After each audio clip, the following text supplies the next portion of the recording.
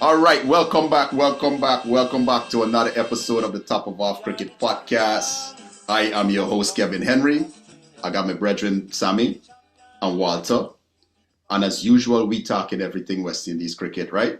Lots of moving parts right now in West Indies cricket. Captaincy issue is done.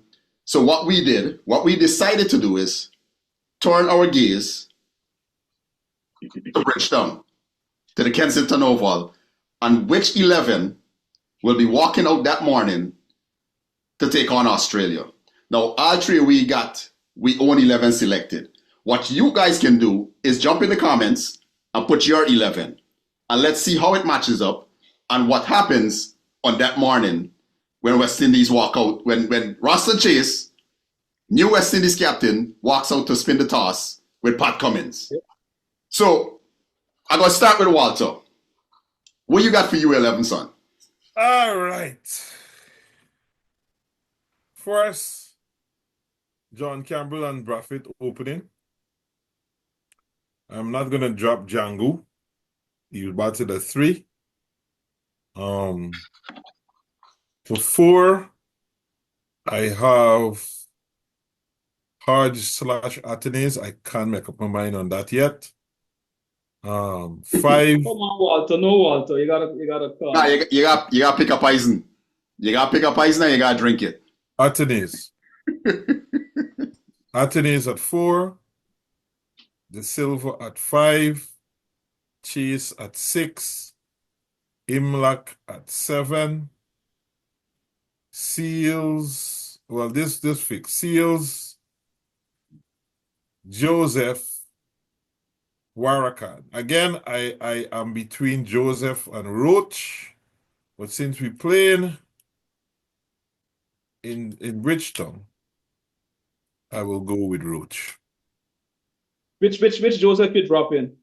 I am dropping Alzari Joseph. I must say though that I might be tempted because Shamar Joseph played against the Australians and he was successful. But I am not, as it stands, Alzari Joseph was one of the top wicket takers in the PSL. Shamar Joseph has not played a lot of cricket. I don't know what's in his legs. I don't think he's even going to play for his IPL team. He's went back.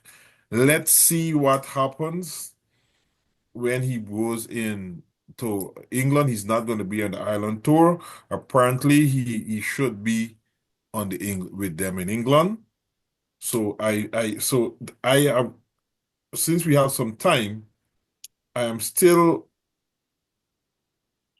on the fence where if I have him in the team right now. Walter, you sit down on too much of this fence, you know, man. But I have it. All right, so my team is list your 11, buddy. John Campbell, 11. Django, Atenes, Chase, De Silva, Imlach, Seals, Shamar Joseph, Kemar Roach, and Jamal Warakan. Good, buddy. You think I got on the fence. Tell me that anyways. Just for now. Could be changed. Sam.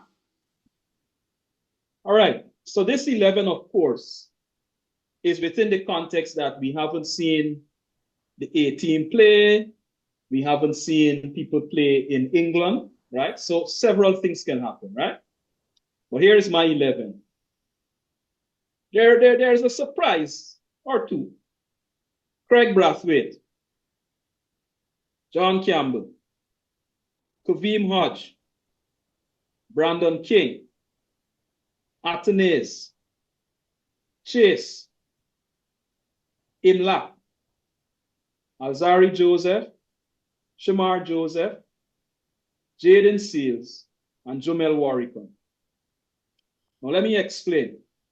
Like Walter, I do believe they would want Roach to play in Bridgetown. Good? As a senior cricketer, not only because of what he can do with the ball, but because he's a dependable lower order batsmen. All right. So I was, a little concerned there. It's like, boy.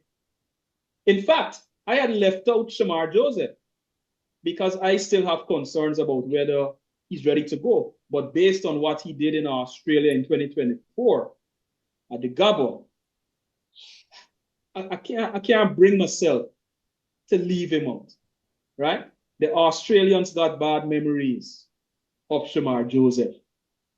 So for that reason, we want him in there. All right. Walter's view of leaving Alzaria, I might be in your corner on that because, like, again, I would want Roach to play because of the batting that he brings. And guess what? Doing up this list, I started with 3 names at the beginning. Chase, Warwickon, because, you put them as captain and vice captain, they've got to play. But I would love to leave Warwickon out and just bring in Roach and have the 2 Josephs and Seals, right? Because Roston Chase can turn his hand over. And guess who else can bowl spin? Guess who else has had a 5-wicket haul in their career? Craig Brathwaite. And he's on his own. That was on a dust bowl in Sri Lanka. Fine. But Kevin, he is at home, right? He can turn his hand over. But now we have to have Warwickon. Them Australians would put some lashes on that. There's some sweetness, buddy. All right. He could try. But before you go, Kevin, now, Django, if I were to list 13 people, Django and Roach would be on there, right? Oh, by the way, for the 12th month, forget about Django and Roach. My 12th month is actually, guess who? Surprise me. Guess who's my 12th month? Darren Sammy. Darren Sammy's the 12th month. Okay, he can be at the edge anyway. He can bring on water and feel sometimes and help captain the thing. Yeah, Darren Sammy is the 12th month at the ground, right? But here's another concern I have before you go, Kevin. When I put the team down, I didn't have Atenes in at first, just like how Walter's a little unsure about Atenes. I didn't have Atenes in. But I'll tell you why I want Atenes in. We can't have a team with too many right-handers. John Campbell, left-handed, but Atenes, left-handed bat. Django also bats left-handed. So I have King in there because, again, we're in a time when we might see some interesting things happen, right? So that's why I have King in there. I'm hopeful. And I would love to see the young man play some test cricket. But that's a long shot. I stopped there. So, interesting selections by both of you. Some of the routes that y'all took, I wouldn't go. But this is the route that I decided to take, right? Craig Brathwaite, John Campbell. I will not drop Amir Django. Django plays, right? Jason Holder, Roston Chase, Kavim Hodge, Tevin Imlach, Jamel Warwickon, Jaden Seals, Shamar Joseph, Kimar Roach. I'm going to explain a few things, right? Atenes can't make my team right now. Atenes has to come back to first class cricket. Maybe the A-team tour will be a good place for him to build himself back up, right? It's proven to be too unreliable. Just like Joshua Da Silva, he makes a half century a series. Just go back and look. It's like, oh shucks, I got to keep my place. So I'm based on how West Indies cricket going right now. If I slip in this half century, I'm safe for the next series. He did it against South Africa. He did it against England, South Africa, Bangladesh, and Pakistan recently. And besides those scores, those half centuries, we ain't getting nothing of substance, right? He came back into first class cricket and struggled. When you expected him to do something good, just like De Silva did, to put some runs on the board. If you are my West Indies cricketer, you coming back from an international tour, I expect you to dominate. Why I left De Silva out is I would like to see De Silva do what he did this year, next year. You understand me? Against, more than likely, he'll show up against the South Africans, make some runs. All right? Come back Super 50, make some runs next year, first class tournament, double down on what you did this year. That's my thoughts on Joshua De Silva, right? Yeah. See if you really want it. Because he got his place quite easily. And I don't think he valued it. You understand me? So for the most part, he wasn't under any pressure and he got comfortable. And I'll go back to the captaincy issue. I think one of the reasons, and my reason why I wasn't on his boat, I think there's a level of immaturity about Joshua De Silva. That's the reason why I wouldn't give him the captaincy. Anyways, moving on. Jason Holder has to be there. We need an all-rounder. Justin Graves doesn't cut it for me. You understand me? Justin Graves doesn't cut it for me. Moti, I would love to have Moti in my squad. Moti does great things with the bat. Moti outside of Zimbabwe, when we went there that year, Moti hasn't given us anything. Outside of those 2 test matches against Zimbabwe, 9 test matches, 15 wickets. Got to Pakistan, that was a perfect opportunity on some really good wickets to do some good things, and he decided he was a fast bowler.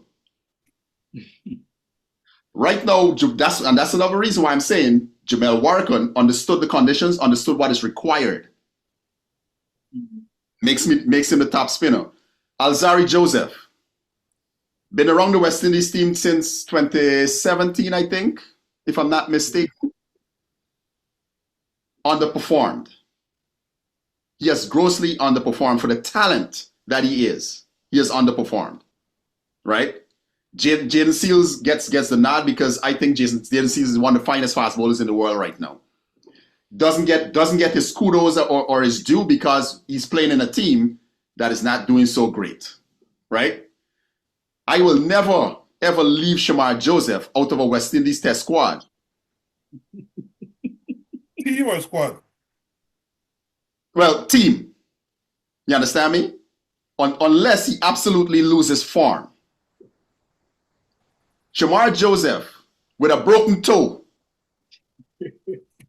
Yes, sir. Destroyed. Carry the team, figuratively and literally. And literally. You understand me? Destroyed Australia. They're still getting nightmares. They're coming down here, sir, and they're still getting nightmares. I will not leave Shamar Joseph out of my squad. Out of my team, sorry. Kimar Roach, the bunch of left-handers that Australia got there, he's going to make a mess of them. You know, you understand me? You cannot buy that type of experience and know-how that Kimar Roach has. You can't go pick it up anyway. You understand me? And Kevin, but I don't get why people he should retire. I don't get that. Like, so I comment to that, right? With that being said, this should be Kimar Roach's last series. You think so? It's time.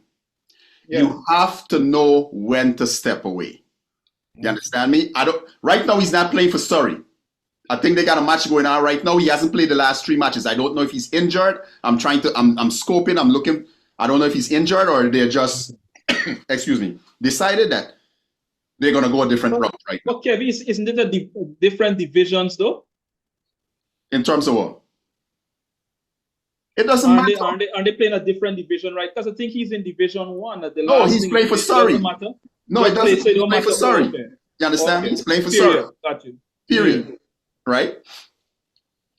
I think this will be a perfect send-off. The West Indies have already given Kimar Roach this mentorship role. He didn't get the usual retainer contract. His contract was based on him being a mentor, coach type thing. You understand me? It is time to, if you want him to be West Indies test team bowling coach, this is the perfect time to say, Kimar, this is your farewell tour. You understand? Yeah.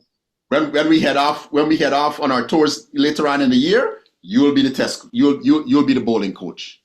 I have no problems with that. Kimar has done phenomenally well, especially post 2016. You understand me? Post 2016, he's been a phenomenal fast bowler for the West Indies. But we have to understand where he is right now and where West Indies are trying to go. I agree with you. In fact, I thought perhaps that first test at Barbados there, we gave him some sort of farewell. Farewell in the sense of, like a last game at Kensington Oval. Kensington Oval, right? So I agree with you on that. And against the Australians, that would be great. So I'm leaning towards this argument about Alzarri, which brings another question now. So, apart from his performances, is it the case that Alzarri is still in the doghouse, for want of a better term, in terms of his behavior? No. I don't know. No, for me, no. It is purely... In terms of the West Indies cricket, that is. I don't know. I mean... Nah, I don't think so. Okay. I don't think so. For me personally, it's a output thing. You understand me? For the level of talent that Alzarri has, it hasn't really translated into Test cricket the way it should have. Now, it doesn't mean that he is not in my squad, right? But I have Shamar, Roach, and Seals ahead of him, and I'm not going to play four fast bowlers. Right. You understand me? But you see my concern though. I won't mind playing 4 fast bowlers. Kevin, it sounds strange, but I won't mind. Sammy, Kevin, let me hear your squad again. Starting for 1, like in Batinardo. I don't have Batinardo. I didn't do Batinardo. Okay, cool. But I have Craig Braffett, John Campbell, Amir Jangu, Jason Holder, Roston Chase, Kavem Hodge, Tevin Imlach. So Holder is going to bat ahead of Imlach. You understand me? Holder bat at 6? Yes, Holder is going to bat at 6. Imlach holds the 7th position. Woo. Holder at 6 before Imlach. Yeah. Imlach is going to bat at 6. That makes sense. Remember like Imlach keeping wicket, Imlach keeping wicket, you need a time to stretch, man. You understand? There's nothing wrong with that. You understand me? Yeah.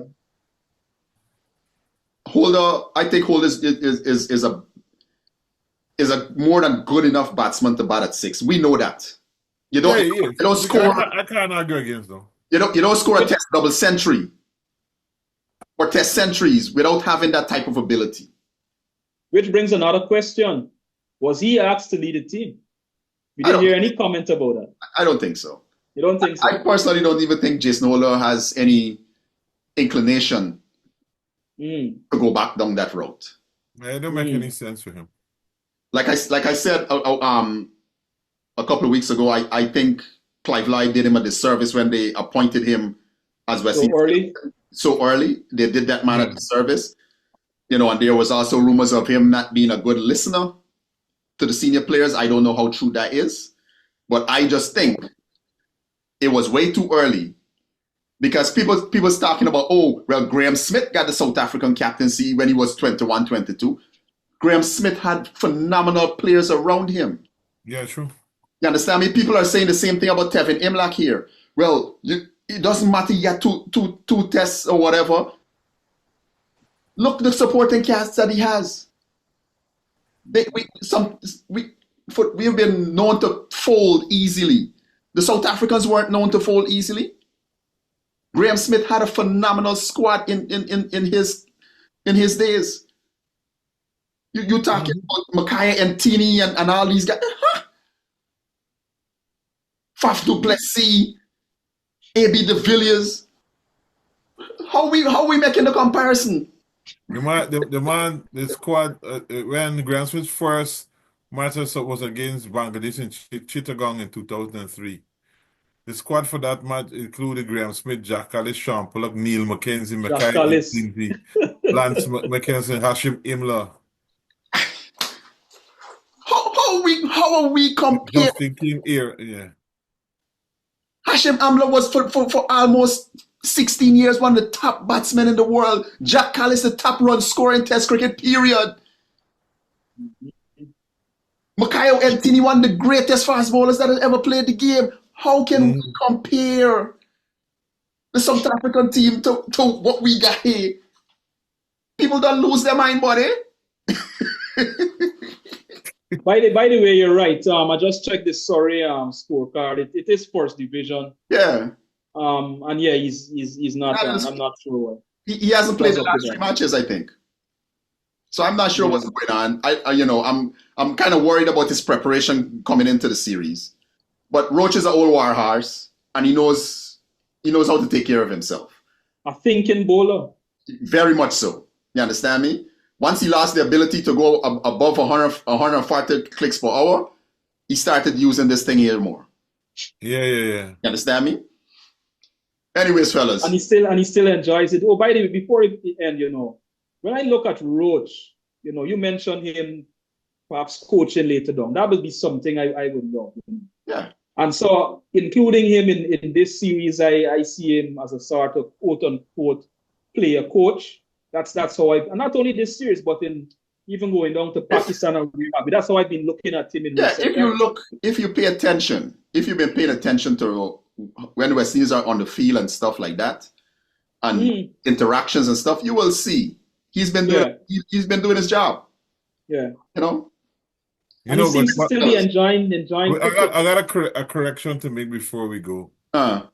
Sometimes the AI tell you nonsense, so you gotta go to the direct source. So the first test match that he played in Chittagong, the team was, and again, as we said, the team was Graham Smith, Herschel Gibbs, Jack Rudolph, both at Deponier, Neil McKenzie, Mark Boucher, Sean Pollock, Paul Adams, Adam Dawson, Charles Willoughby, and Mackay and Tini. Same, but basically the same thing. But they just have to in that match, I think Jack Rudolph, he might have made a double century. I can tell you exactly what was the score, who scored what. First test match. Yeah. The man at 222. You're right. You see, people know you think 120 and both of them there. They made 470 for 2. They bowled out Bangladesh for 1. This was when Bangladesh was whipping boys, and they made 173 and they made 470 for 2 declare. Graham Smith as his debut as captain, he only made 16. Herschel Gibbs made 17. Jack Rudolph both of that they made 222. Jack Rudolph both of that 177, and then they bowled out Bangladesh for 237. Paul Abrams took 5 in the first. Paul Adams? Paul Adams, sorry. Took 5. I used to teach a student named Paul Abrams. Anyway, Paul Adams made 5. He took 5 wickets in the second innings. And he actually took 5 in the first innings as well. Yeah. The front.